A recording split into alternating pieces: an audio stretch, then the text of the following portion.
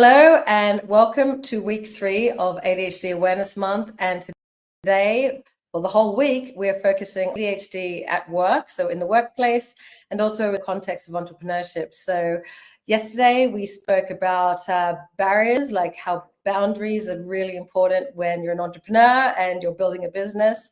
And today, we're going back into the workplace, and we're going to be talking about a very important topic, navigating performance reviews with RSD. And I've got one of our coaches, Eleni Spiritus, joining Hello. us today.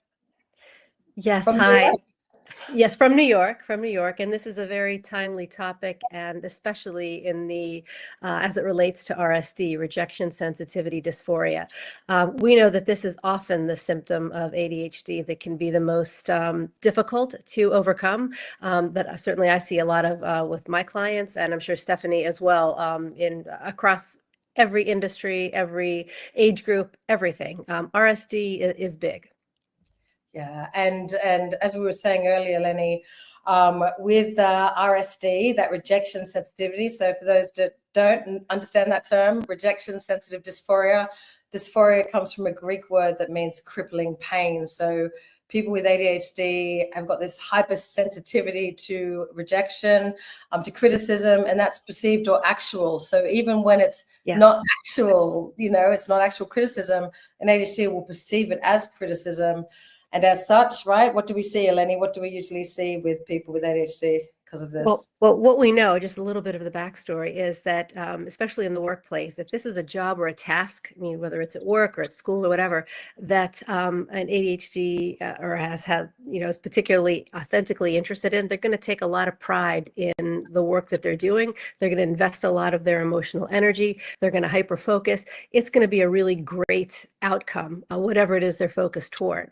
So that, coupled with the perception that somebody might be finding fault or criticism, rightly or wrongly, is really at the core of what we're talking about. And as that can look in the workplace, I think is what Stephanie can sort of expand upon. Yeah, like you said, what's really important for a lot of ADHDers, particularly, the kind of workaholic type ADHDers, the work is their identity. Yeah. It's because we talk about how ADHD is so many negative messaging that we have that lead to very negative self-talk, very low self-esteem, low self-worth. And unfortunately, a lot of ADHDers do really make their identity, and their contributions to the workplace, right, their worth. And that's the problem. Yes. So if you're measuring your worth by, what you're contributing and how you're being recognized at work, then this is going to be, like, in terms of what's at stake, we're talking the biggest stakes, aren't we, Ellen? Absolutely. Absolutely. And to have that sort of additional negative message, again, a perceived negative message, because again, what is actually being presented and what is being perceived, as we know, can be two really, really different things. This can be a really big challenge for an ADHDer to overcome, especially not knowing the dynamic with the supervisor or the HR department or wherever that feedback is coming from. That's another really important point, isn't it? Actually, it's not just the performance, the fact of being reviewed. Your performance is being reviewed, which is very much one of the most unsafe situations RSD ADHD can be in, right? That judgment, the fear of judgment is like, the worst. But also, as you said, if the person that's providing the feedback, i.e. your manager, and we know that a few tense relationships, a lot of ADHD employees come to us, and there's usually a bit of a breakdown in the manager-employee relationship. If it's that manager given the feedback, not only do we have, the judgment issue, but there's a sense of anger and unfairness. And, it's even kind of more loaded, isn't it? Have you noticed? Absolutely. And that sort of resentment can creep in and, sort of compounding on the self-esteem and the perception of their own self-worth. And then it just kind of goes from there, and it manifests, and it can really become something, far greater than simply a bad performance review or a couple of negative comments. That can really sort of sow the seeds of some distrust, some resentment, some very negative self-talk that it's really hard to get out from behind. Yeah, so we talk about, there's a book called Crucial Conversations, and we've been talking about this for several years now. This book talks about like certain kind of principles that to keep in mind and techniques you use for crucial conversations. So conversations when stakes are high. And we've got this theory that because of RSD, right, for an ADHD, every conversation is a crucial conversation. Now, but this is next level crucial. This is absolutely kind of crucial. And so the book very much talks about that need to keep the communication safe, to kind of contribute to the shared pool of understanding, and the principles of kind of seek to understand, then be understood is so key. And again, this is where the coaching approach, right, it comes to the fore. And this is something that we train managers to do, because as we know, Lenny, right, as coaches, and coaching lots of people with ADHD, it's key to keeping that communication safe. Like what do you see when you're coaching employees with ADHD? How does that coaching approach keep? We always try to come at ADHD from a strengths-based perspective. So sort of reminding clients of that, I think, is just really the first point and the most crucial point to remind them of. And their work, it is not about compromising their work or their self-worth or anything personal.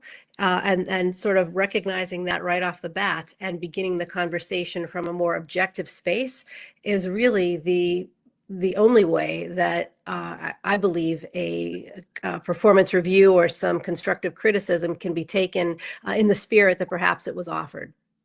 Yeah, it is. It's taking that coaching approach, and like you said, kind of big fig. We talk about beginning in kind of gratitude, finishing gratitude, and very much using what they call, I think it was Dr. Hallowell that came up with this, the antidote, the opposite of rejection sensitive dysphoria is recognition responsive euphoria.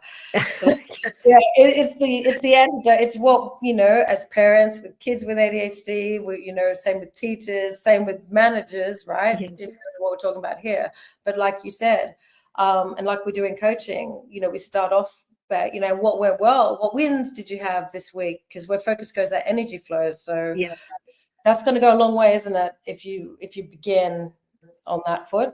Absolutely, absolutely. And remembering that the ADHD brain is fueled by that authentic interest. So hopefully employees are in a job where they can thrive, but that's not always the case. And recognizing that in a lot of instances, we are asked to perform tasks or assignments that are going to be a challenge to get through, let alone complete to maybe the degree we have in our own minds that they should be. And that too is another sort of mental barrier that is often really, really hard to get through. Why are we avoiding something? Why do we have such a hard time getting started? That's a whole nother, session that we can delve into, but certainly it all goes to what we want to believe is going to be a best reflection of our abilities. Yeah, and we're very big on fairness, aren't we? And this is the other thing. If an ADHD feels like it's unfair, or things haven't been understood, their efforts haven't been recognized, because with a lot of our ADHDers, particularly those, performance management is the whole. That's another level up from your performance review. That's a whole nother series of webinars. Yes. That one, navigating that on both sides. We've got a lot of experience on that as well, and see both sides of that equation. And yeah, this is very, very tense territory. You've got to navigate it as safely as you can. And again, the coaching approach, which very much is all about leading with compassion and curiosity. Yes. Compassion and curiosity. And we always say never assume. And this is where the performance reviews, particularly the performance management reviews, go wrong, is that if the manager doesn't have an ADHD lens or an RSD lens, if they don't understand the difficulties, and they're assuming, and that that these things that the ADHD hasn't been able to do, right, from a neurotypical lens. Well, yeah, you can imagine. How would an ADHD, how would you probably seen this and coached people around this? Yeah, how does that feel for the ADHD?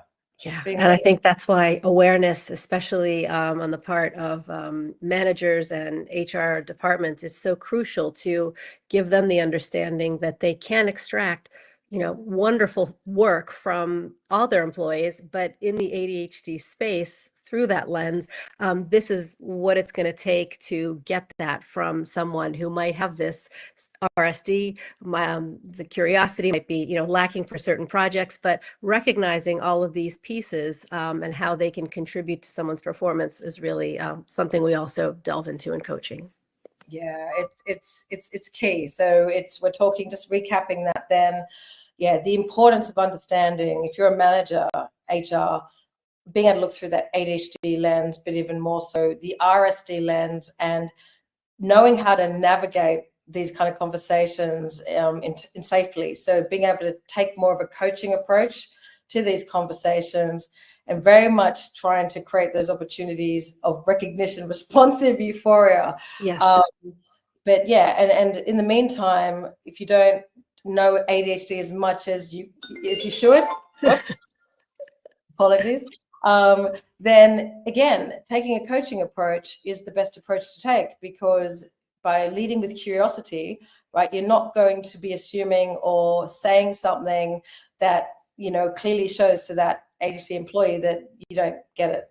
Because it's Yes. isn't that when all the problems? Exactly. Yeah. Especially if you feel misunderstood, unheard, that can be where things really start to go sideways. Yeah. And then on a final note, what I've noticed, again, talking about performance management reviews now, in performance management, I can say confidently, every single ADHD employee that has come to us for coaching that's in performance management, they are and were the top performers, the hardest working, most dedicated, the ones that are working, really late at night, all weekend to catch up, to not drop the ball. Like, they are trying so hard, and actually they're going the extra mile for the organization's clients. These are stellar performers. Yes. These are, you don't want to lose these employees, and yet somehow they've ended up in performance management, and it's such a loss, a massive loss to them, obviously, in terms of their potential, but the organization, because when they're understood and when they're put in the right role and those barriers are removed and that support is there through, ADHD coaching, and the managers have been trained in terms of supporting those ADHDers, they will be like kind of the Sky's highest. The limit. Yeah, generating. Yeah, it just doesn't make sense. So please, I'll plead to you, everyone, all managers, HR. Yeah, if you haven't already, get some ADHD awareness training from, obviously, ideally Ascend ADHD.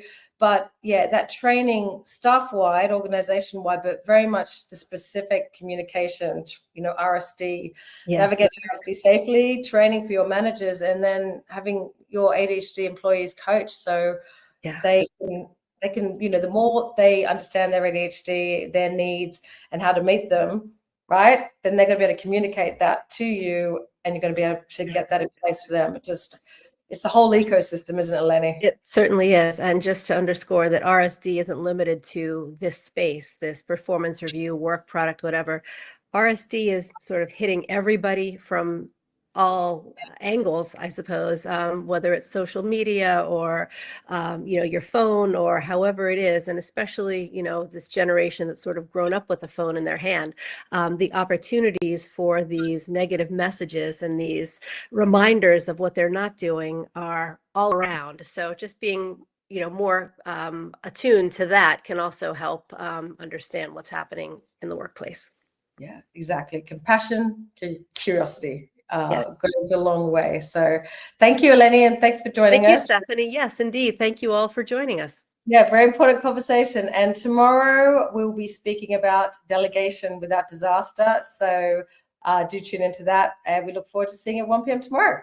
Thank you. Thank you.